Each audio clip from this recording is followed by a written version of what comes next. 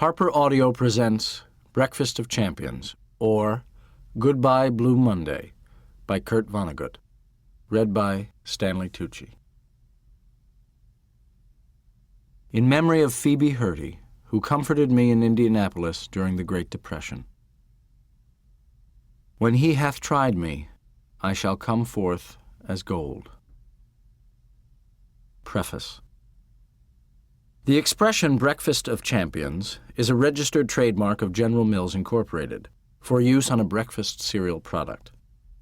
The use of the identical expression as the title for this book is not intended to indicate an association with or sponsorship by General Mills, nor is it intended to disparage their fine products. The person to whom this book is dedicated, Phoebe Hurdy, is no longer among the living, as they say. She was an Indianapolis widow when I met her in the Great Depression. I was 16 or so. She was about 40. She was rich, but she had gone to work every weekday of her adult life, so she went on doing that. She wrote a sane and funny advice to the lovelorn column for the Indianapolis Times, a good paper which is now defunct. She wrote ads for the William H. Block Company, a department store which still flourishes in a building my father designed. She wrote this ad for an end-of-the-summer sale on straw hats. For prices like this, you can run them through your horse and put them on your roses. Phoebe Hurdy hired me to write a copy for ads about teenage clothes. I had to wear the clothes I praised. That was part of the job. And I became friends with her two sons who were my age. I was over at their house all the time. She would talk baudily to me and her sons, and to our girlfriends when we brought them around. She was funny. She was liberating. She taught us to be impolite in conversation, not only about sexual matters, but about American history and famous heroes, about the distribution of wealth, about school, about everything. I now make my living by being impolite. I am clumsy at it.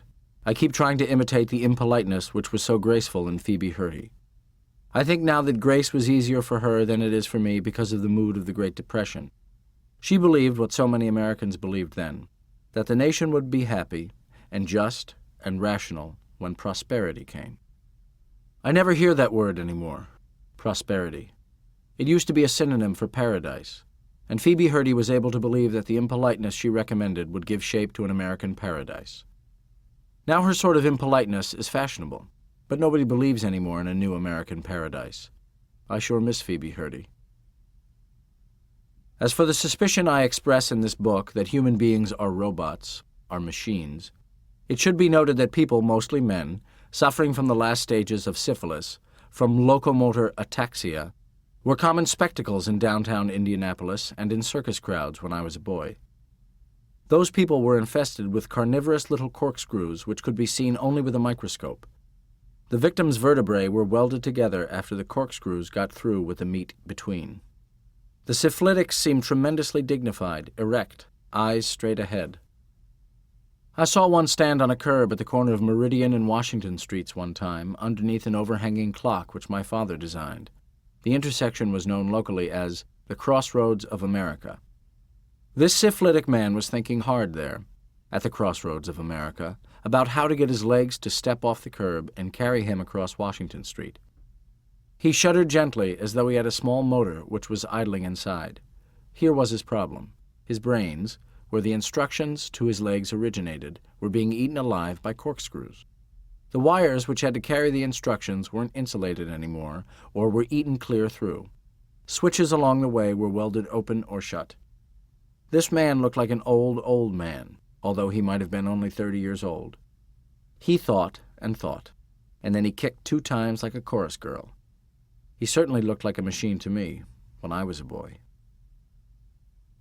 I tend to think of human beings as huge, rubbery test tubes, too, with chemical reactions seething inside. When I was a boy, I saw a lot of people with goiters. So did Dwayne Hoover, the Pontiac dealer who was the hero of this book. Those unhappy earthlings had such swollen thyroid glands that they seemed to have zucchini squash growing from their throats. All they had to do in order to have ordinary lives, it turned out, was to consume less than 1/1,000,000th of an ounce of iodine every day. My own mother wrecked her brains with chemicals, which were supposed to make her sleep. When I get depressed, I take a little pill, and I cheer up again. And so on. So it is a big temptation to me, when I create a character for a novel, to say that he is what he is because of faulty wiring or because of microscopic amounts of chemicals which he ate or failed to eat on that particular day. What do I myself think of this particular book? I feel lousy about it, but I always feel lousy about my books. My friend Knox Berger said one time that a certain cumbersome novel read as though it had been written by Phil Boyd Studge. That's who I think I am when I write what I am seemingly programmed to write. This book is my 50th birthday present to myself. I feel as though I am crossing the spine of a roof, having ascended one slope.